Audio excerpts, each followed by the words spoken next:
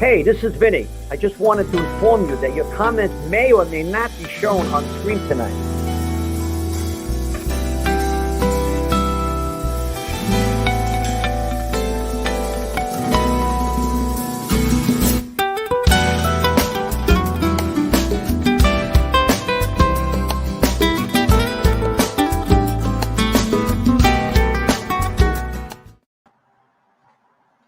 Good evening.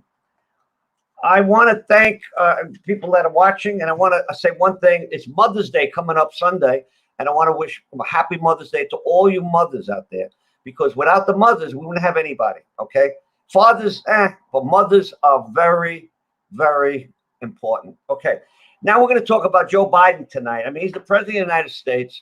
I have a lot of respect for the office of the president, and I'm not going to say anything about my respect of Mr. Biden. However, there are a lot of things that he's done that I think are detrimental to this country. The first 100 days he's been in, he's destroyed the country as far as I'm concerned, as far as a lot of people are concerned. Number one, he took a lot of the Trump executive orders and reversed them. And some of them were really good. Also, Trump released a lot of the regulations that Obama and Biden put in when they were in office, and that helped spur the economy. The economy did very well under Trump, better than when Biden was vice president with Obama. He's I don't know if he's doing this on people say. I get a lot of conservative emails. I get a lot of conservative comments, and they're saying he's trying to ruin the country.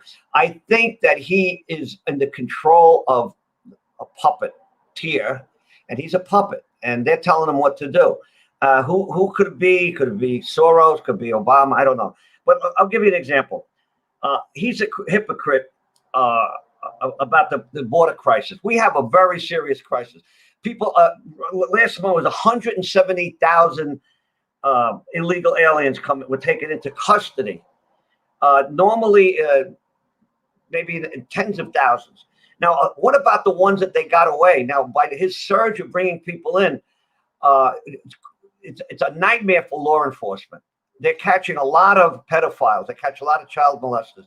They're catching rapists. They're catching a couple terrorists, actually on a terrorist list. The criminals that now what happens is they've been deported or they're out of the country. They come back in because they said that Biden invited everybody in.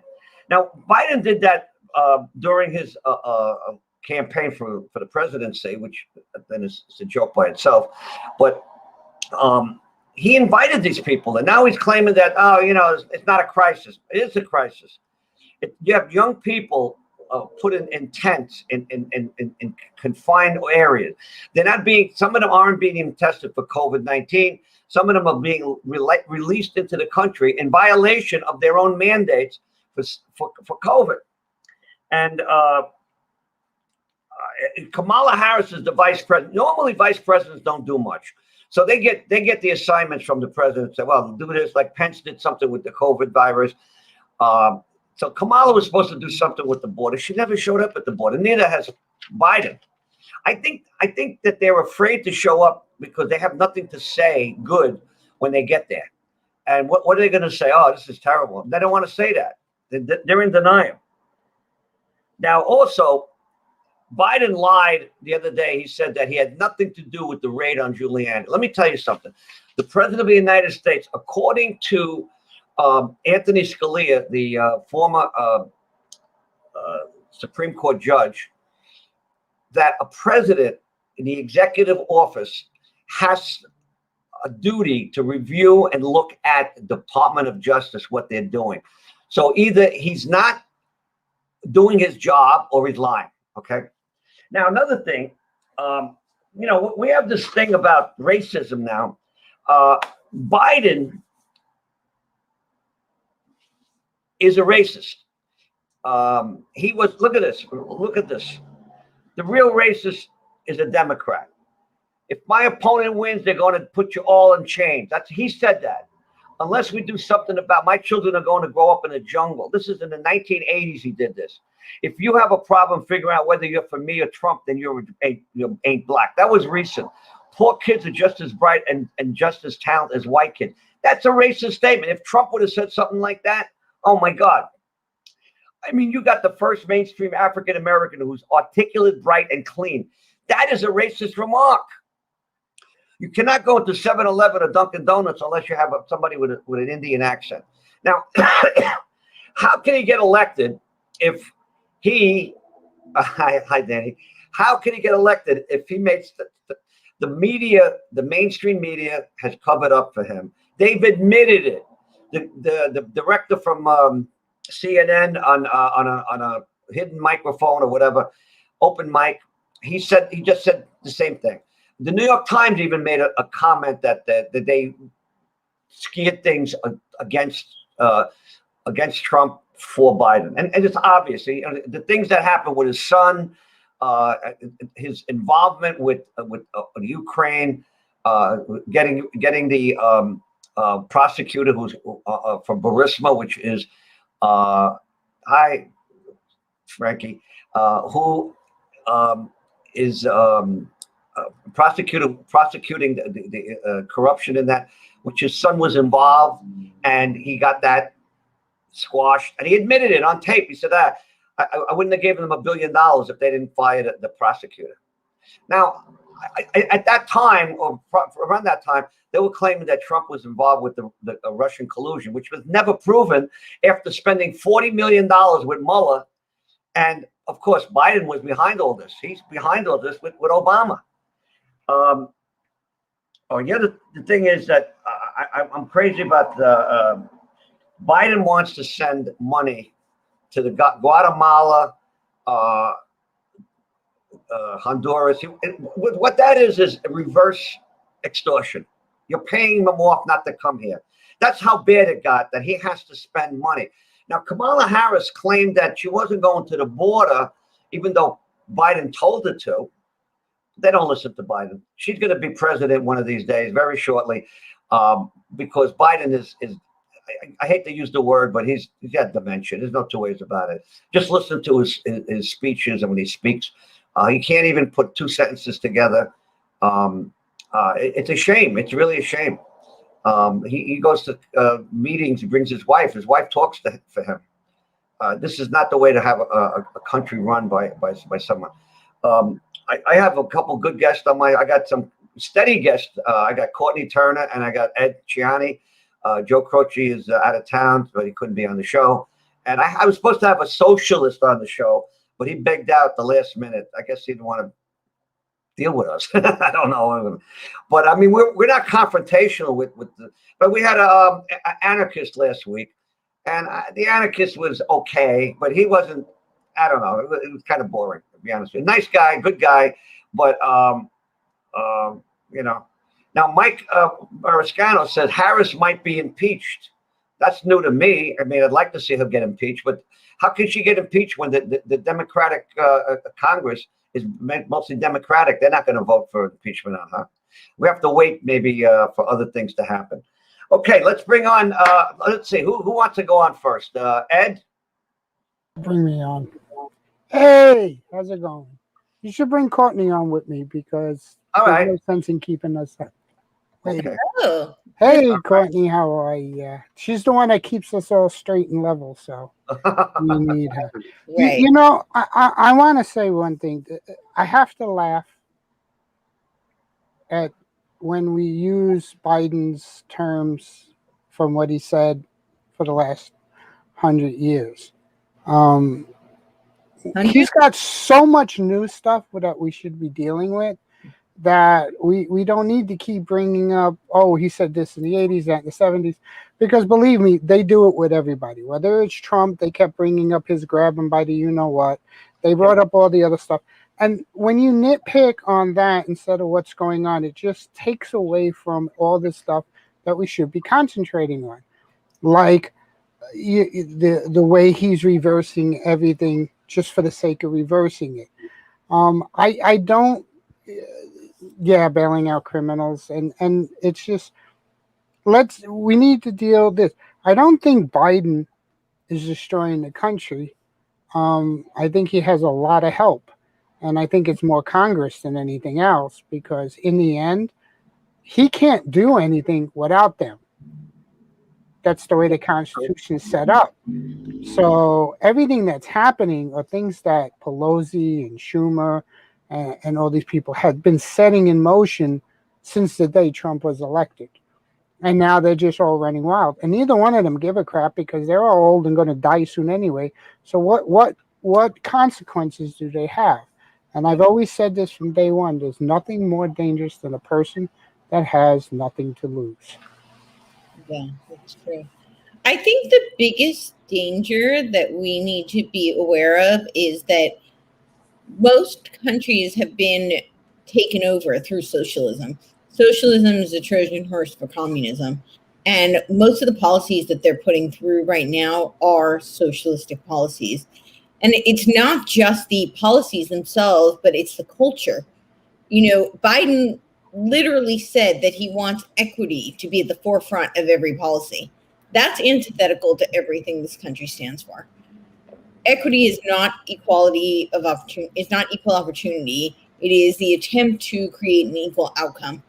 It's a false premise, because you can't actually have an equal outcome. That's not how life works. Government policies cannot create equal outcomes.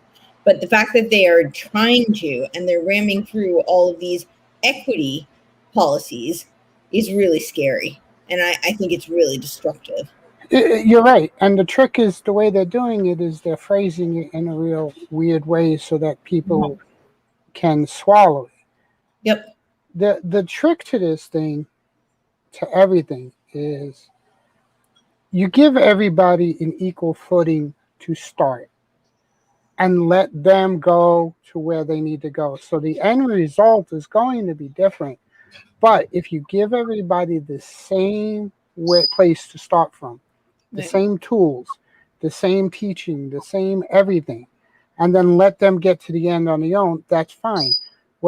And they're using that, saying, oh, this is what we're talking about, when it's not. What they want is, we don't care where you start, but we want everybody at the end to get this. And so the guy who worked and studied harder and got there, he's making this. He's supposed to give that to the person who didn't do anything, and who's coming up behind him, because that's supposed to be equality. And that's not how it's supposed to work.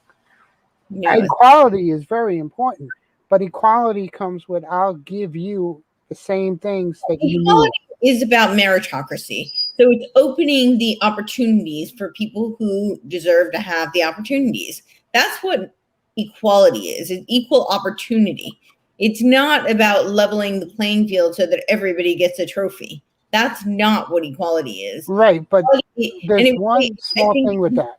The second half of it is really important. It's equal opportunity. That's what equality is about.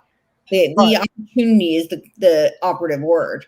Yes, but everybody deserves.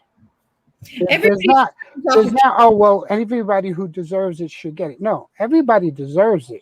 They all should get it. There's no question that every single human being who's born on this earth deserves the opportunity to do what they need to do. We shouldn't hold anything back from anybody in the beginning. I don't care what color they are. I don't care what creed they are, what religion. It's also, what does that mean, right?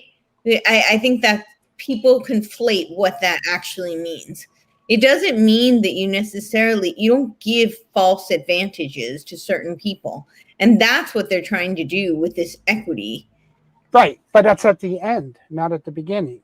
No, it's they're doing it at the beginning. They're shoving other people ahead. They're trying to critical race theory.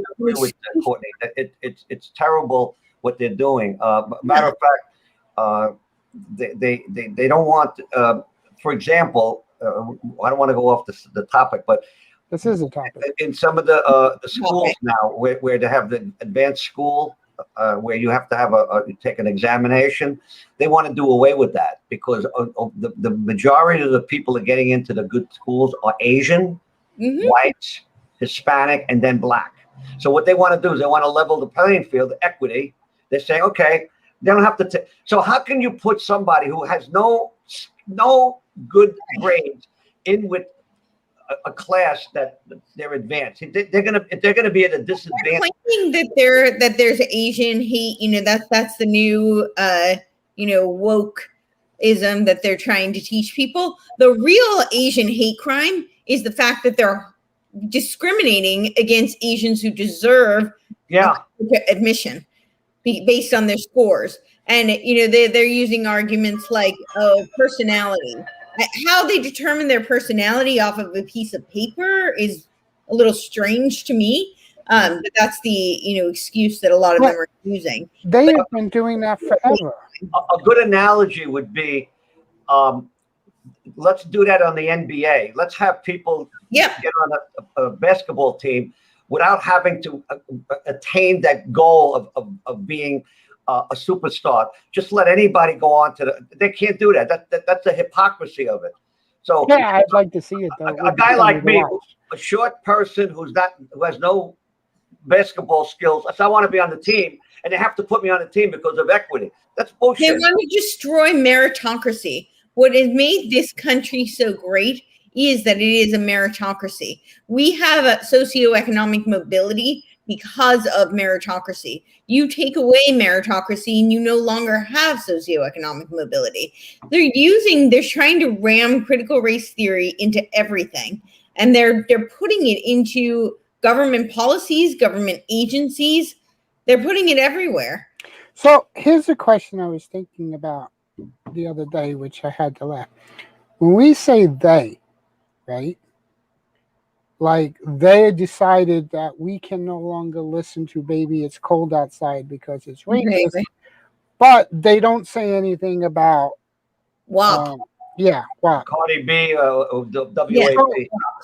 What I want to know is who is the they that makes those decisions, and how do they get to do it? And can I put my name in to maybe be part of it? I don't know. You're not part of the mainstream media. That's how they have it. The mainstream media listens to them. But somebody has to turn around and say at some point, make this has got to be coming from somewhere. You know what I'm saying? It didn't just pop off of somebody just farted one day. It's coming from the but left. It still has to come from somewhere. You say the leftists. Who's all right, the leftist? George Soros. Okay, let's say George Soros. I don't actually. I actually do have the answer to that, but I don't know that I'm going to say that on air. But come on. No. Come on, you're with us. There are. If I give you $1, will you tell me? What? If I give you $1, will you tell me? $1? Wow. That's what the information's worth to you, then I don't know that it's worth very much. Well, yeah, pretty much. Yeah, there we go. But what I will say is that there are definitely marches through the institution.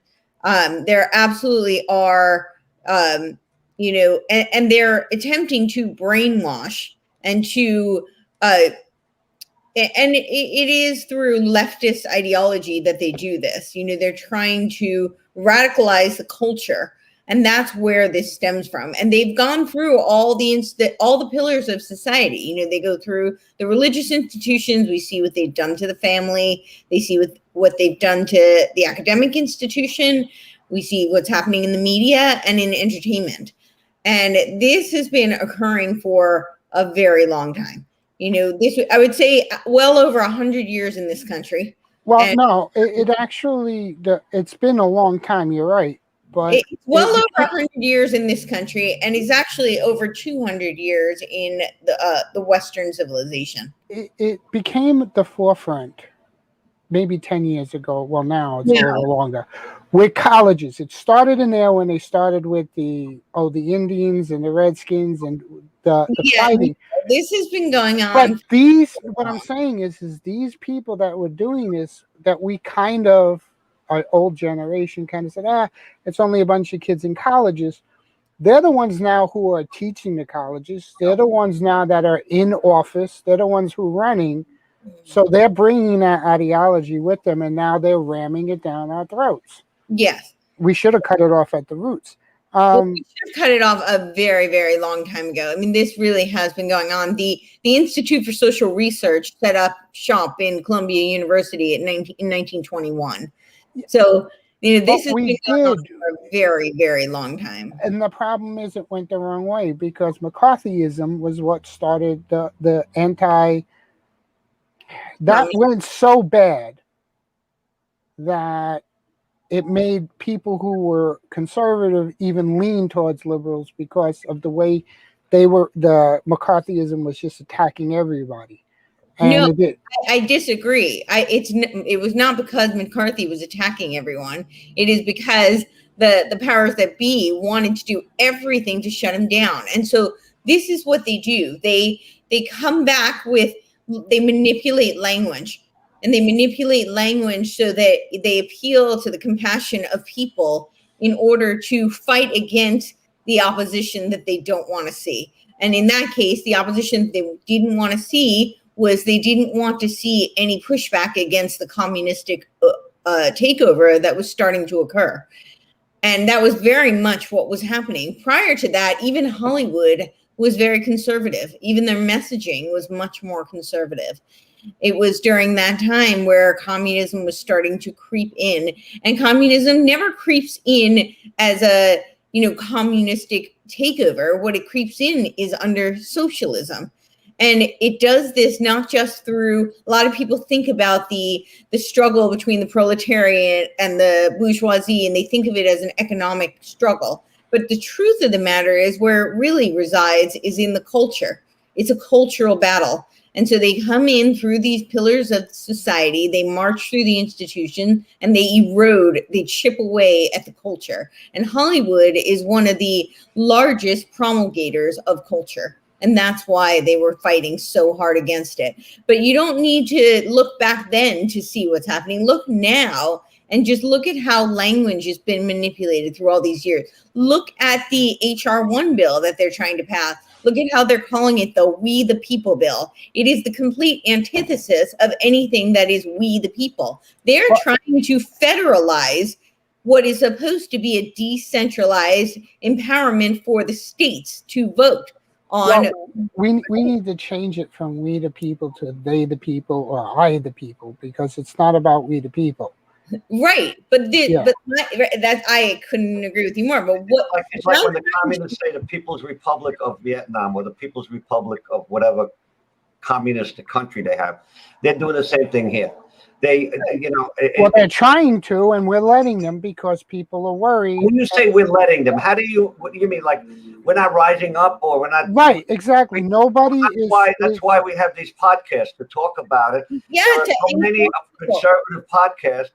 And we have to coordinate all that. If you coordinate all the conservative, all the Republican/conservative, not the rhinos, and you put them all together and as a cohesive group, you have a powerful group of people. Now, Trump tried to do that. But that's the problem, Vinny. When you label people as conservatives against this, it now recreates this whole class, and what you're doing now becomes secondary to who you are, and that's what we have to eliminate. You gotta eliminate the who you are. Identity politics. Right. I agree. I don't think identity politics is helping anybody. But the problem. So when they talk about this whole race thing, and it's not race, they're using culture to fight. And the main thing that they're doing is they're eliminating, they're not teaching people.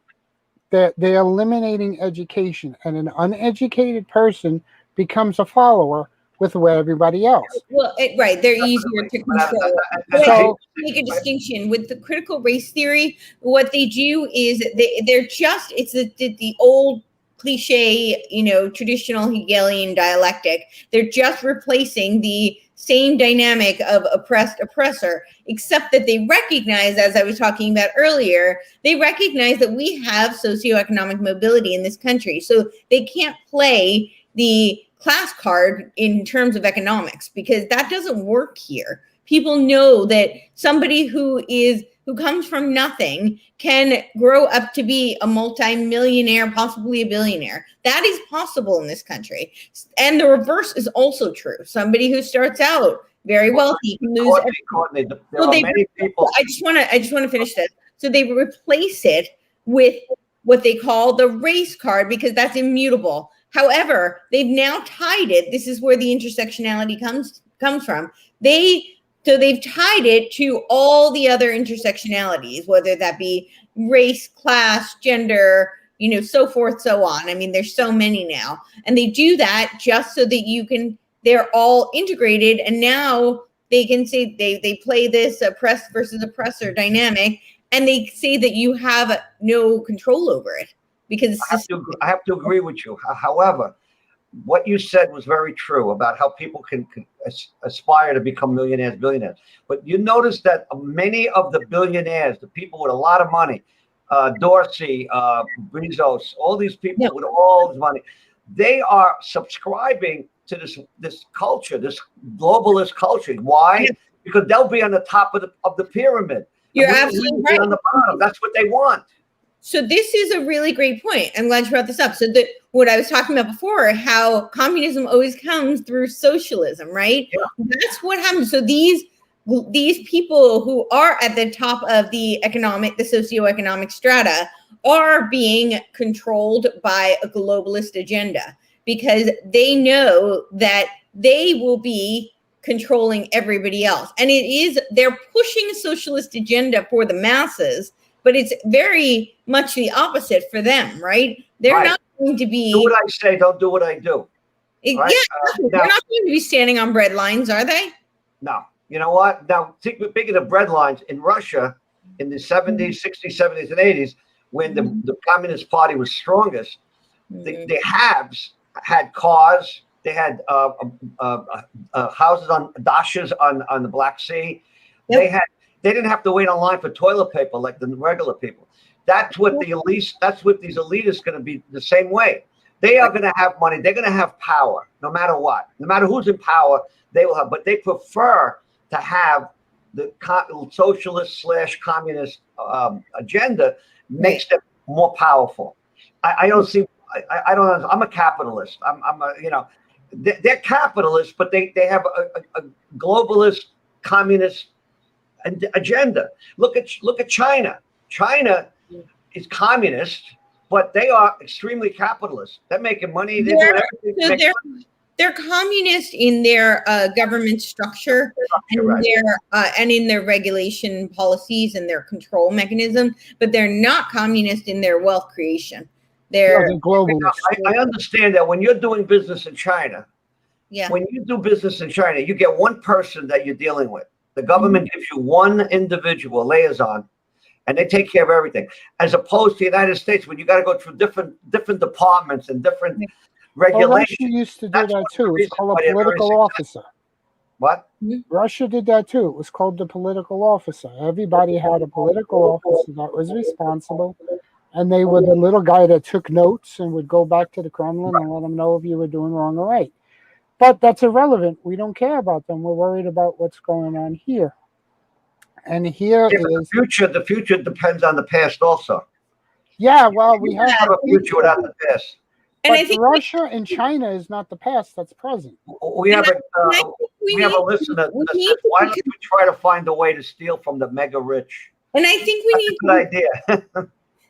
And I think we need to be, I like that. But the problem with jail. Vinny, the problem is, I think we need the rich, the mega rich. They are like, we don't care because we're going to be on top. But what they don't understand is that if we go communist, they're not going to be on top. They're going to be on top for a while. But the problem with the communists is the government can turn around at any time and say, we're going to take all that stuff for the state, and we're going to keep it and do what we want with it. And they think they're untouchable. They don't realize that, oh, maybe I shouldn't do that because... So right now, they're sitting back and they're setting these little things up for everybody to fight with each other. So I think the piece that I understand what you're alluding to, but the piece that's missing here is it is important for us to look at what's happening in other countries, because we are no longer a sovereign nation the way that we should be. We are very much being controlled by external forces. It is my belief that there really was a color revolution. So we are battling enemies within and externally. And we need to be aware of what the, agenda of people who are pushing this new world order is. There is a new world order. What they have not achieved is a one world government. They want to put us under the one world government. But there is a new world order. And that is what is driving a lot of what we're seeing today. So we need to be aware of what's going on in China, in Russia, and elsewhere. And we need to be aware of how it's impacting us and affecting us, and what we can do to regain and restore our constitutional republic. We're going to take a short break right now. Okay. Anthony. Okay. So we got 3 books out on Amazon. The hardcovers will come next week. I'm really excited about it. I have 3 different types of books. I got one of a detective's kitchen book. I got Investigations After Dark, which is all about sex cases, the divorce, lesbians, all kinds of crazy stuff. I guess they should have a big X on it, but they don't. And then you have the Mafia Double Cross, which is my favorite book to write and the favorite book to promote. I think people are going to love this book more than the other ones, even though the other ones are good. And I have a very dear friend that's a movie director who wants to do the movie about it, because it's quite interesting. Where the bad guys are the good guys. Okay, now back to the show. Okay. Okay, so yes, we but here's the thing: we've been studying Russia, China, all the communist countries forever. We know what they're doing. We know what's going on over there, but we're not looking at what's happening here. So people are sneaking things in, and we have to re-educate them. The problem is the people who are making the rules, the people who are teaching the kids, the people who are doing everything in charge are the ones who want this, push this agenda through. And the people who know better are not doing anything about it, and they're going because they're doing the whole mob rule thing. And we have to get the mentality into the people to say, hey, you know what? Just so you know, we are a bigger mob. We got to stop these, and they need a spanking. They're spoiled little kids running around throwing temper tantrums, and it's time to pull out a stick and kind of give them a little whap on the ass. No, you can't do that anymore. Can't hit children in the ass anymore. No. I'm sure your parents and my parents took care of. My mother hit us with a macaroni stick, which is the worst. I got the stick. I got the broom and the rolling pin. Is the worst. That's where you make the pasta. You make the pasta with it. The fork, the wooden fork. Yeah, and it was this long. A lot of beatings. Come on, they didn't use that on me. They did once. First of all, one of the problems we have in our societies, we have a lot of, and I'm not going to mention ethnic groups, but you have a lot of families that do not have a father. They do not have a father. They have a single mother. That's why Mother's Day is so important. They have mothers that are raising the family, working, hardworking women with their kids, and without a father, these kids have no discipline, and they're out committing crimes. Yeah, that's absolutely true. And this goes back to my point about destroying the family. This is by design. Oh, yeah, definitely. Do you remember Obama's Julia? Yeah, I think Obama is pulling the strings on Biden personally. Well, I think it might be Susan Rice and Valerie Jarrett. They're all involved, yeah. But yeah, do you remember Julia? Julia was this campaign that they did, how, women don't need men, and that if you have a child, like, they would incentivize you, the government would take care of you, and they were incentivizing single women to get pregnant and to continue having children without fathers. And they would pay for each one as long as there was no man in the house. Exactly. Living there. So that's why none of them got married. Yeah. Yeah. And I forgot about that. Yeah. People under Obama's administration. And it certainly didn't start with Obama, but it was so overt and so blatant and explicit during that campaign. And we're definitely seeing the consequences of that. Well, I do think it's by design. this counterculture that we've discussed, what they have said, there was I read an article not too long ago with they were saying that the nuclear family is no longer the right way to live. I mean, I don't understand how they can say that. They're saying it's a universal family. What they're saying is there's no father, so we have to have the kids have to work with the mother and other families and in the community, but it's not working for them. They're killing each other. I'll give you an example. Everybody knows I was in jail for 1 year on a stupid case, which we're appealing. So I'm not going to go over about the case, but I'm in jail I'm the only guy in a dorm with 50 black guys. Okay. Now I got along with them. You know why? I'm very blunt with them. I was respectful and I expected respect. And they knew that I wouldn't take shit from anybody. However, one thing I learned from them is that every one of them has four baby mamas and 6 kids. And when I discussed it with them, I said, well, I'm trying to be nice about it. I said, well, it would be nice if you could, you have a baby here, baby there. They're brothers. They're half brothers, half sisters. Yeah. Do they know each other? Well, yeah, I said, but how do you afford to, how could you have 4 baby mamas? How could you have 6, 7 kids? Well, the government takes care of it. Welfare takes care of it. And we have Medicaid and we have this and they got Section 8. And that's their mentality. That's the way they grew up because they didn't have a father that was working there. So now what happens is those kids are going to have the same mentality. When they get older, they're going to do the same thing. And it's a shame because education would solve a lot of this problem. If these people, I started this conversation with them. They don't want to be educated.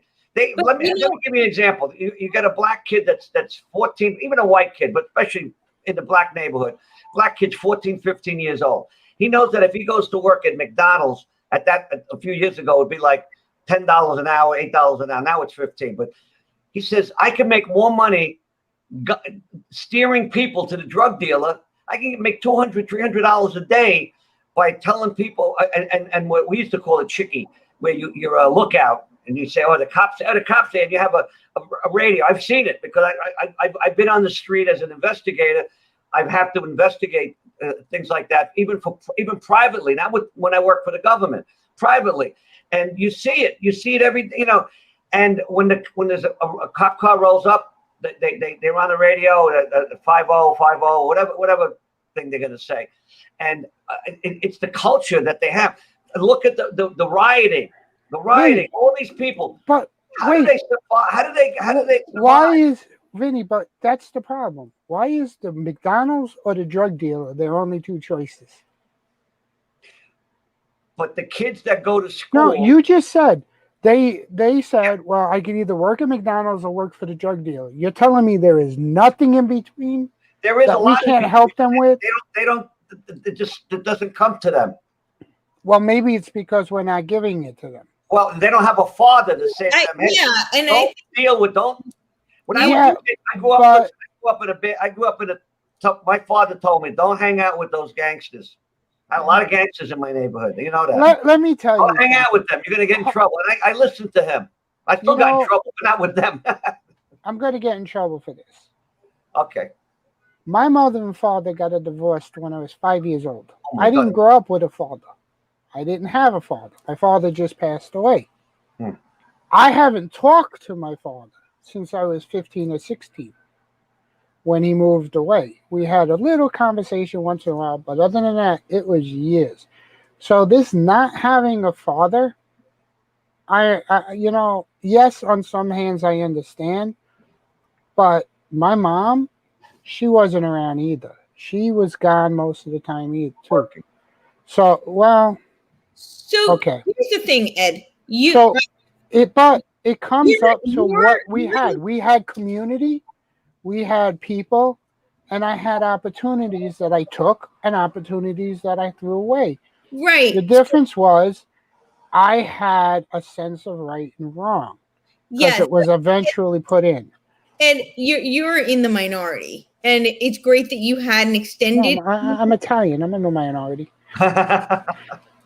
Oh, you're a minority. We're in. Statistically speaking, for somebody in your circumstance, you were in a minority. You had an extended family, community, which was able to support you, which is wonderful. Not everybody has that, first of all. But second of all, there's exceptions to every rule.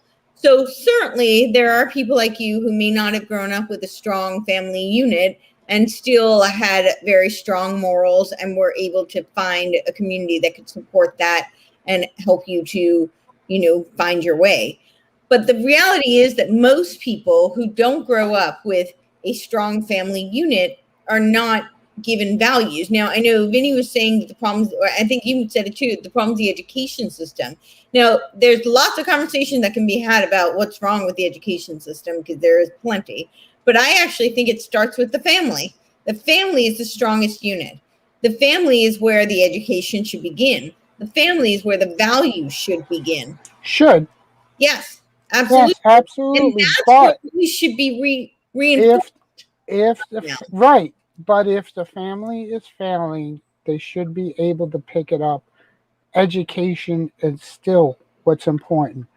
But when a child goes to school and he's in that school and he's got to fight every time he walks away and he's worried because you have people robbing him and he's got nobody to turn to, he's going to go that route. See, the difference is in my neighborhood, it wasn't like that. It is now. But back then it wasn't like that. So when I went to school, school was a safe place for me. When I got out of school, I was on my own. And I lived a half a block from the school, so it was back and forth. It was easy. But school is supposed to be a place that should be a safe haven. They should be able to go and get books. When I was in 4th grade and we started school, I didn't have anything because my mom didn't come home for almost 3 weeks. So I had no school supplies. My teacher took me across the street and bought me notebooks, pencils, and pens. So I had enough school supplies until she came around to get it. That's the difference. If you go into a school now that's up in Harlem or someplace, and you walk in and the kid has no book bags, what do they do to the no books?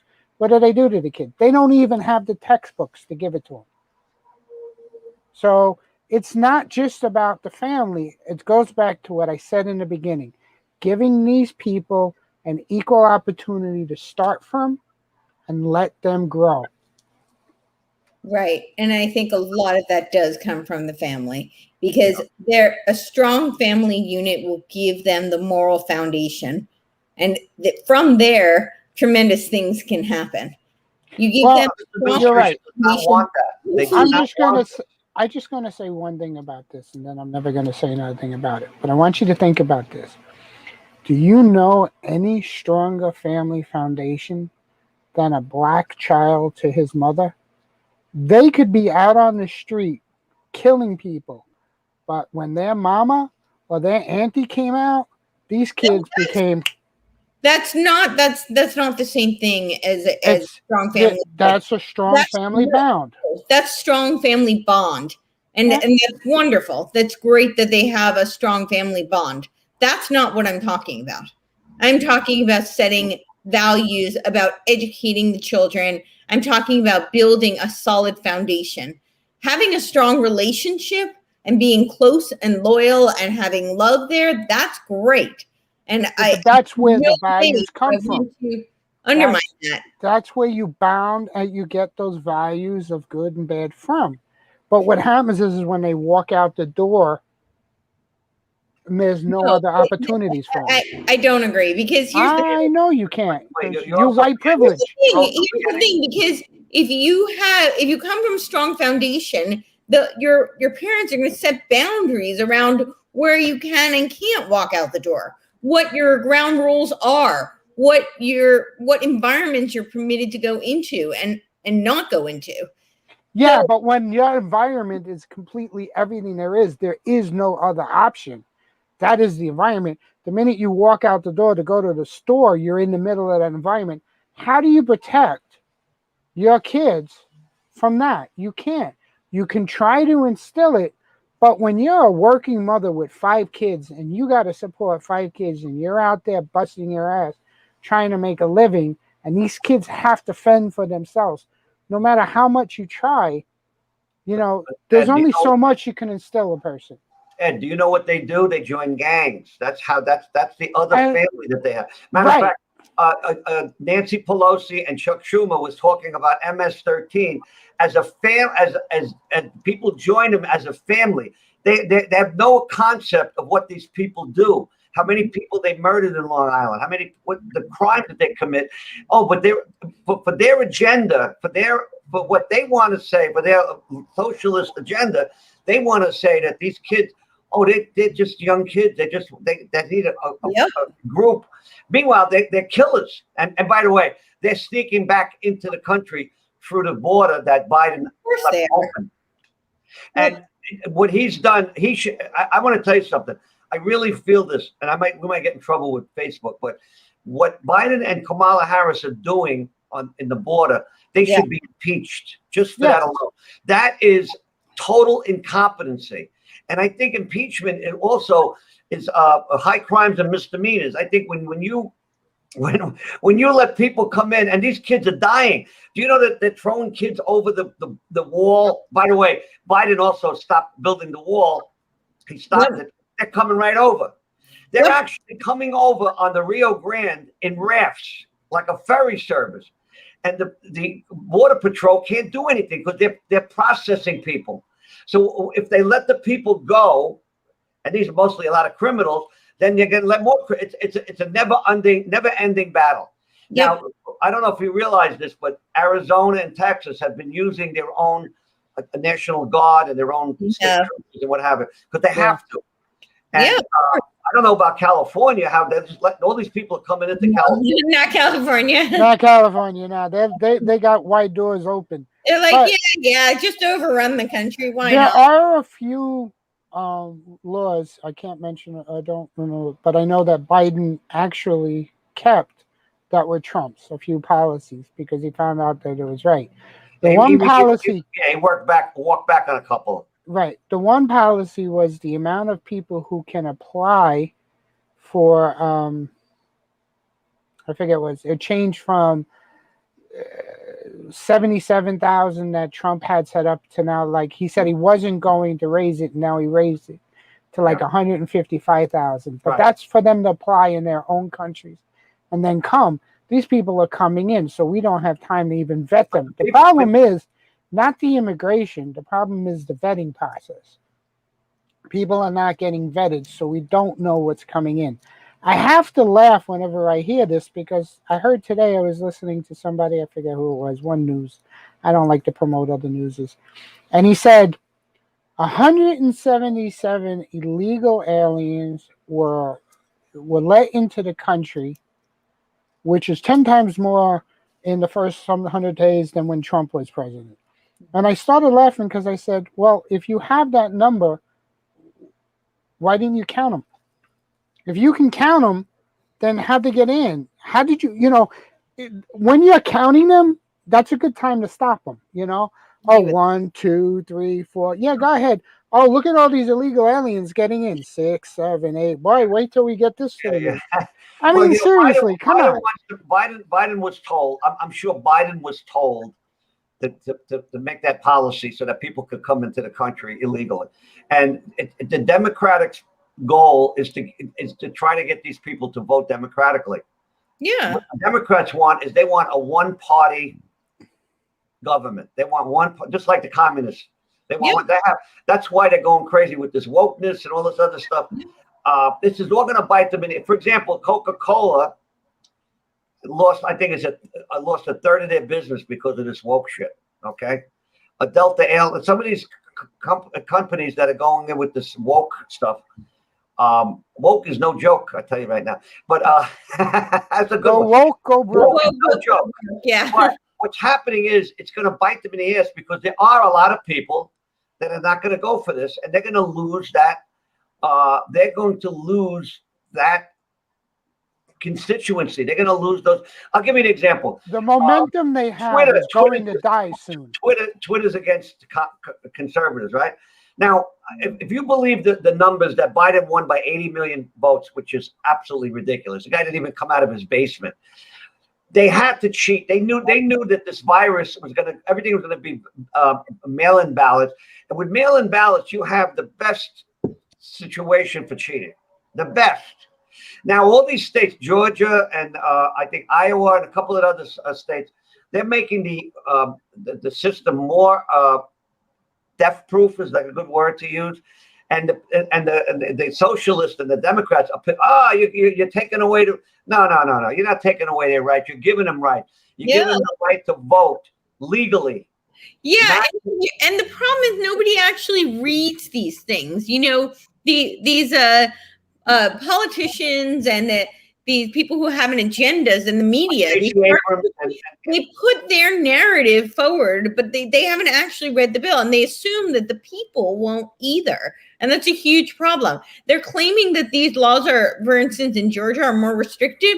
They actually expanded the voter regulations. They're not more restrictive. They're less restrictive now. Yeah, they always have voter ID. You're right.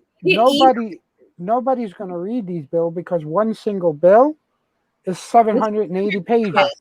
The Georgia, they moved the All-Star game from Atlanta, Georgia to Colorado. Colorado is more restrictive than Georgia.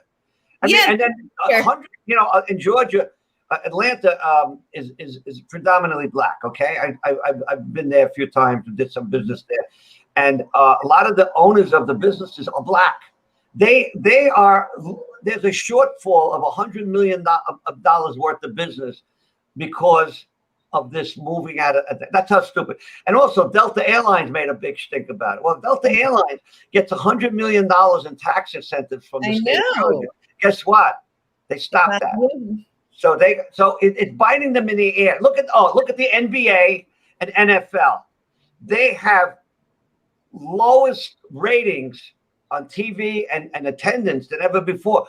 Who buys the tickets for baseball and football? And it's very expensive. Okay, who buys it? If you go to a baseball or football game, it's mostly white people, and they're the ones that spending money. So now you get a white person that is not prejudiced, that is not a racist, but he sees what's going on. He sees the riots in Seattle. He sees the riots in Portland.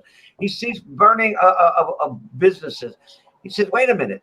I'm going to reevaluate my experience with that ethnic group, which becomes possibly a bias against that bias. They're not prejudiced, but they have a bias. They say, wait a minute, I don't want to deal with these people because I don't know how many of them are. I can give you an example. A woman walks down the street, she sees a black man.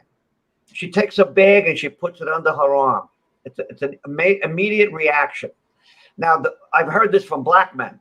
A black man that is a law-abiding citizen is very insulted by that. Very insulted. He's saying this woman, from the body language, thinks that I'm a crook, that I'm a thief, I'm a mugger, but I'm not. So, but now he's representative of his race, and a lot of people are afraid to be with black people because they don't know which one. And it's funny because they claim that the cops, they're all racist and they're all murderers. The amount of cop killing blacks is so minuscule compared to the blacks killing blacks, and they don't want to talk about that. Well, you know what? We keep talking about it, and the same statistics keep getting thrown out. We know this. We need to. Well, what I was saying before about we need to stand up. When the NBA moved from Atlanta to Colorado, what should have happened was Colorado should have turned around and said, we're not going to let you do something like that because you're going to do that to us.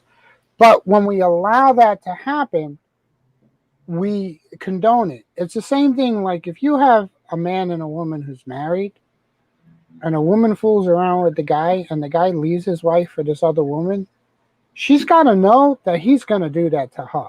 Yeah. You know, and it's the same thing. We have to say, hey, if Okay, by this the is way, the way you're going Colorado- to act, I'm not going to accept it, and we're going to go somewhere else. And that's what people need to start doing. They need to start doing what they're doing to Coca-Cola. Georgia said, hey, you're going to leave? Go ahead. We don't care. And Georgia should turn around and say, you're never coming back here again. That's it. End of story. We'll get something else. And once we start flexing the power, that's when we'll start winning again. But we're not flexing it right now because everyone's scared to hurt somebody's feelings and then have all these freaking protests because they're all scared. But once people get to the point where they're not going to get scared because they realize, and we're not there yet, but we're close, they realize that no matter what they do, they're still going to get nailed. Yeah. Eventually, they're going to say, you know what? It doesn't matter what I do. You're going to protest? Go ahead, protest. See what I do. See if I care. Right. Well, And also, that's when we'll change. A lot of people are scared because they see the protests. They see BLM. People are having dinner in a nice restaurant outdoors, and 30 or 40 BLM come screaming at them, yelling at them. Now, what are they going to do? They're all by themselves. They're with their husband, their wife, maybe a couple of friends. They don't have any power. They can't even rely on the police. The police are afraid to get involved. I've seen you've seen some situations where the BLM is not attacking but harassing people, and the cops are across the street. They're not doing anything because cops are afraid to do anything. They're afraid they're going to lose their pension. They're afraid they're going to go to jail. Yep. Now, some of the cops that have committed crimes, they deserve to go to jail, like this guy Derek Carvin. Now, I want to tell you something else. They screwed up that case. He is, in my opinion, he's guilty. Okay, there's no two ways about it. I don't think anybody can argue with that. But they had a juror on that was on the social media talking about what he did years ago. He was at some sort of NAACP, one of those things. He didn't say it during the voir dire at the trial. Also, one of the jurors said that they were intimidated because they knew there was all these protests out there. So now what they're going to do is they're going to appeal this case and ask for a change of venue based on what those two people, the one that said she was intimidated by the protest outside, and the one that said, "Oh, I was part of a protest, but I didn't tell the attorneys." They're going to get another trial, and they're going to have it in another state. And do you think the results would be different? I don't know. I don't think so. But I don't think any. I think this is just the bide time. Getting murder one, or he might get manslaughter. Going to a different venue, he might just get manslaughter instead of the other two. Now remember, they have the jury has a choice of what crimes they feel this person committed. If they're intimidated, they're going to go for everything. That's what they did. They went for all three crimes. If they go to a different venue and a different state or different city that doesn't have all, he might get convicted, but not of the two upper charges, maybe of the manslaughter I don't see any jury who's been around. There's no way, unfortunately, that this guy is going to get quote unquote. And I hate using this term because I think he's guilty too, but a fair trial, because there's not anybody in this country who thinks what he did was wrong. No. Okay, and the problem is, no matter what happens, we still have that Biden was making comments about it before the verdict came out.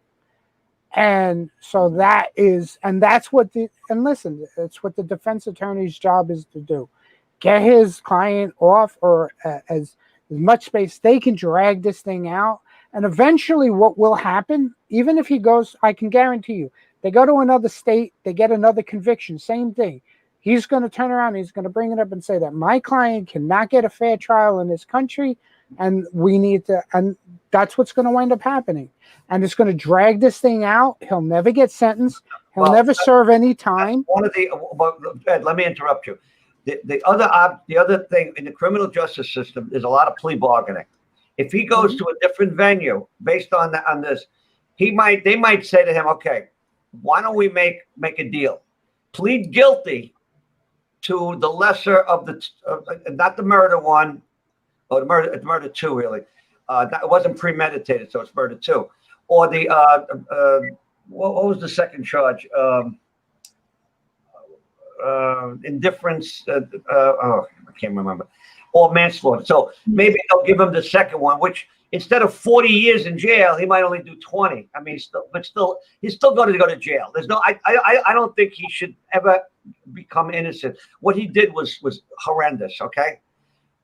Even though the guy was a criminal and he was, I don't think any judge is going to allow any kind of plea bargaining because this case is just too high profile.